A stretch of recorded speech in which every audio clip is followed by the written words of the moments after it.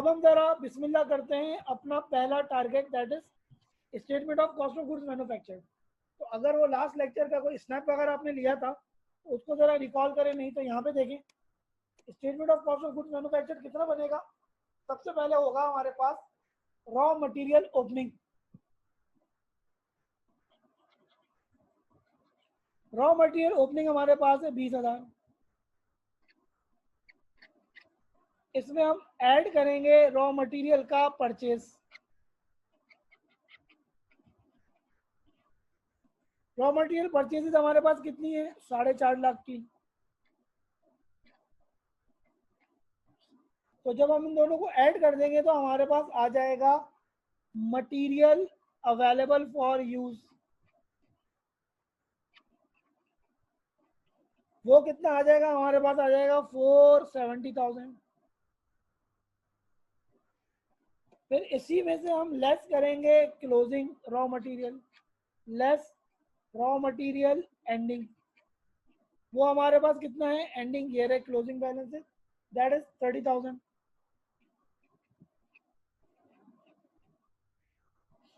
तो हमारे पास material use कितना आ गया, इसको माइनस करने के बाद 470 माइनस 30 दैट इज 440,000 हमारे पास मटेरियल यूज आ गया। यहाँ तक कहानी क्लियर है, सिंपल है। हमने जस्ट वैल्यूज क्या कर दी, इंसर्ट कर दी। Provided you have the knowledge of this statement, ये आपको पता होना चाहिए सबसे पहले क्या आएगा, बाद में क्या आएगा। ठीक है जी। अब कॉस्ट के 3 कंपोनेंट पड़े थे ना, मटेरियल, लेबर, ओवरहेड, डायरेक्ट वाले। तो अब डायरेक्ट मटेरियल तो आ गया। अब इसके बाद ऐड करेंगे क्या, इसके अंदर डायरेक्ट लेबर। तो हम ऐड कर देंगे ऐड डायरेक्ट लेबर की कॉस्ट। वेजेस कितनी है डायरेक्ट लेबर की, 2,80,000। अच्छा, डायरेक्ट लेबर को जब हम ऐड करेंगे तो इन दोनों की जो हम कॉस्ट, एक प्रोडक्ट की कॉस्ट निकाल लें, लेकिन उस दोनों को ऐड करने के बाद जो अमाउंट आएगी ना, वो आएगी 720। चेक कर लीजिएगा, 7-7।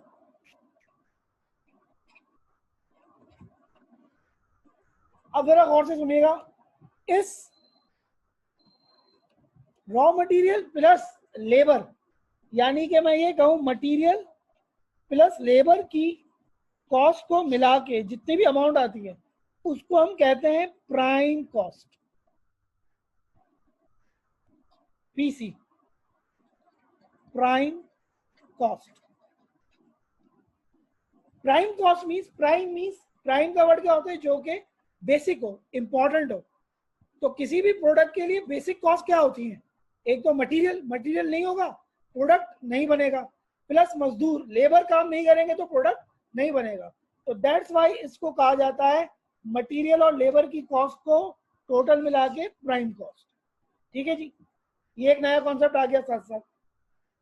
अब मटेरियल और लेबर हो गया, अब उसके बाद हमें क्या ऐड करना है, इसके बाद हमें ऐड करना है कौन सा, एफओएच। तो एफओएच हम जब ऐड करेंगे, एफओएच अप्लाइड हमने कितना किया था, अंदाजन 280 का 80% हमने निकाला था 224,000। ठीक है जी। अब ये तीनों कंपोनेंट जब ऐड हो जाएंगे तो हमारे पास आ जाएगी क्या, टोटल तो आ गया हमारे पास 944,000। और यही हमारी क्या है, ये हमारी है मैन्युफैक्चरिंग कॉस्ट।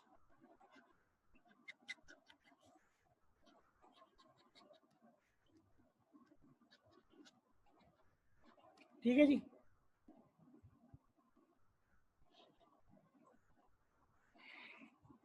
यहां तक मसला, अभी तक तीनों कंपोनेंट आ गए। देखो, नंबर 1 कंपोनेंट हमारे पास आ गया, कॉस्ट के 3 कंपोनेंट थे, मटेरियल, लेबर और एफओएच। ये तीनों कंपोनेंट हमने ऐड कर लिए तो हमारे पास क्या आ गई, मैन्युफैक्चरिंग कॉस्ट आ गई। यहां तक कोई मसला, कोई इशू, सवाल है तो पूछ लें, ओके तो ओके कर दो जरा, 1-2। क्लियर है? हाँ भाई अब्दुल बासित क्लियर है?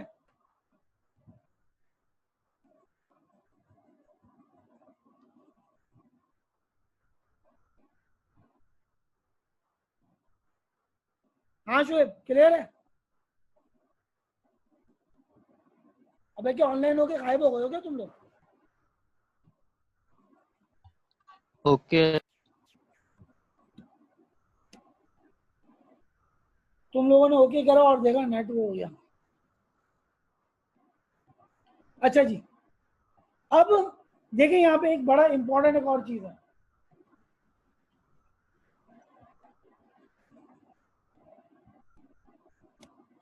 यहाँ पे तो ये आ गई मैन्युफैक्चरिंग कॉस्ट मीन्स जो कि हमने साल में पूरे साल में मटेरियल लगाया, डायरेक्ट लेबर कॉस्ट लगाई और एफओएच लगाया।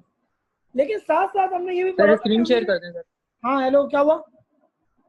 स्क्रीन शेयर कर दें सर। स्क्रीन क्या कह रहे हो? अच्छा जी देखें, अब साथ साथ हमारे पास कुछ ऐसी कॉस्ट थी जो कि काम अभी चल रहा है, जो अभी प्रोग्रेस में है। कोई काम अभी चल रहा है, वर्क इन प्रोग्रेस है, सही है? तो इसमें भी तो हमने मटेरियल लगाया हुआ होगा ना, इसमें भी मजदूरों ने काम किया हुआ होगा।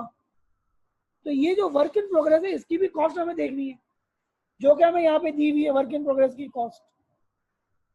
तो साथ साथ जब हम इसकी वर्क इन प्रोग्रेस की कॉस्ट ऐड कर देंगे तो हमें टोटल मैन्युफैक्चरिंग कॉस्ट पता चलेगी, कॉस्ट ऑफ गुड्स मैन्युफैक्चर पता चलेगी। तो अब लास्ट स्टेप में हमें क्या करना है, we have just need to add WIP opening की कॉस्ट और लेस करना है WIP क्लोजिंग की कॉस्ट, एंडिंग की कॉस्ट। तो ऐड क्या करेंगे 15,000 और लेस करेंगे 10,000। तो अब हमारी ये बन जाएगी total cost of goods manufactured. ये कितनी आ गई जरा कैलकुलेट करके कोई बता दे। ये आ गई 949,000। ठीक है जी, ये हमने बना ली कॉस्ट ऑफ गुड्स मैन्युफैक्चर्ड। यहां तक कोई मसला? Okay sir. ओके है, ये वैल्यूज अभी तो पुट करिए ना। अब सेकंड रिक्वायरमेंट देखिए क्या कह रहा है। First requirement is done, second requirement देखो क्या कह रहा है, नंबर ऑफ यूनिट्स मैन्युफैक्चर्ड। अब जरा यहाँ पे गौर से देखें, ये मैं नहीं करूंगा, ये आप लोग कैलकुलेट करें, और अगर कोई मुझे कैलकुलेट करके बता सकता है तो इसके इजाफी नंबर है, चैट में लिख के बता देना कि ये कितने आए। देखिए आप पहले कॉन्सेप्ट समझ लो।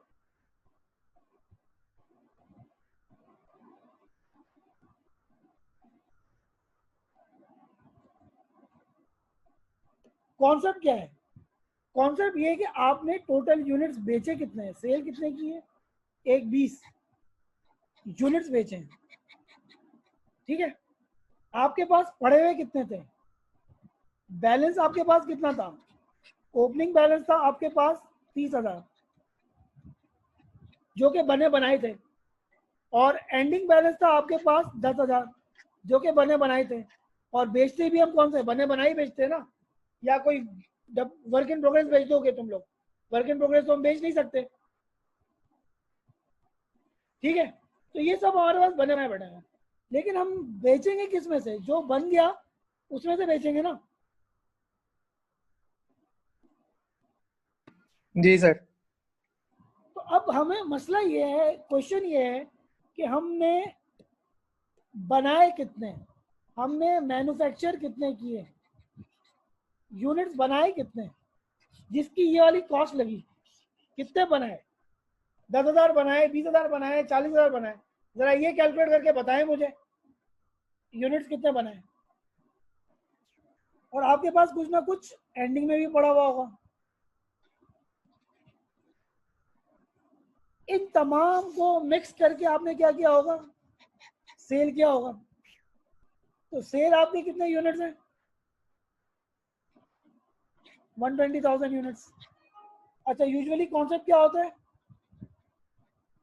Opening stock at purchases minus closing stock.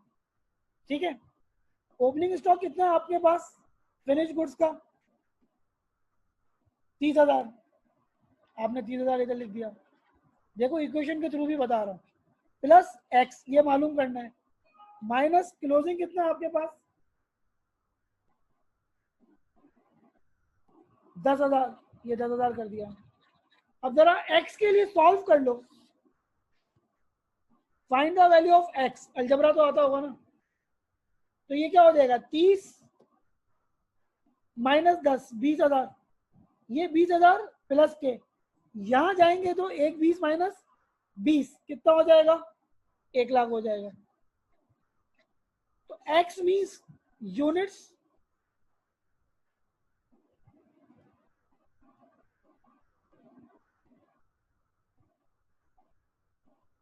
आ गया।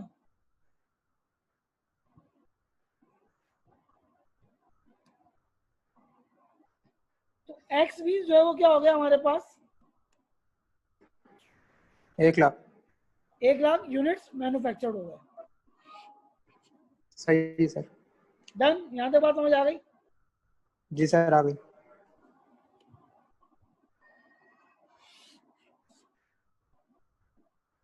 क्यों रबड़ क्यों काम नहीं कर रहा? रुक जाओ।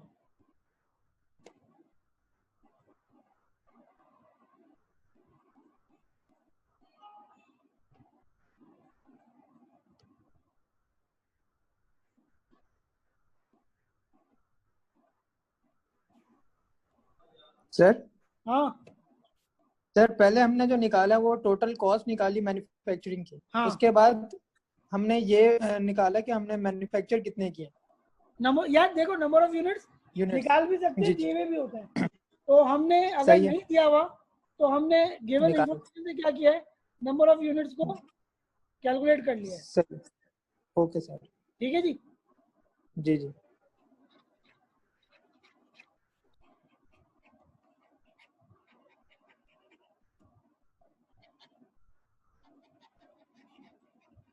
तो ये हमारी इस तरह रिक्वायरमेंट नंबर 2 भी पूरी हो गई। अब तीसरी बारी आती है किसकी?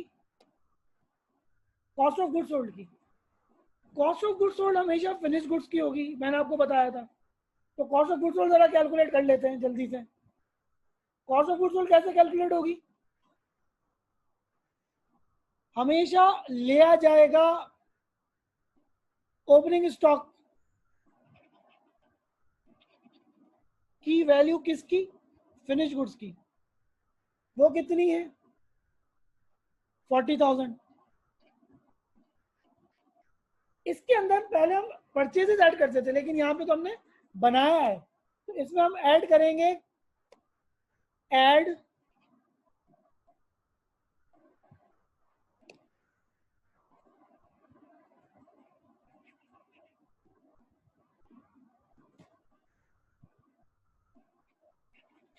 ऐड करेंगे कॉस्ट ऑफ गुड्स मैन्युफैक्चर्ड, जो कि ये हमने कैलकुलेट करी है, दैट इज 949,000।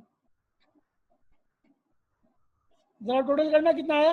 949 प्लस 40, 989,000। ये हो गई गुड्स अवेलेबल फॉर सेल, वही वाला कॉन्सेप्ट अकाउंटिंग वाला। इसमें से हम लेस कर देंगे फिनिश गुड्स की एंडिंग इन्वेंट्री की अमाउंट,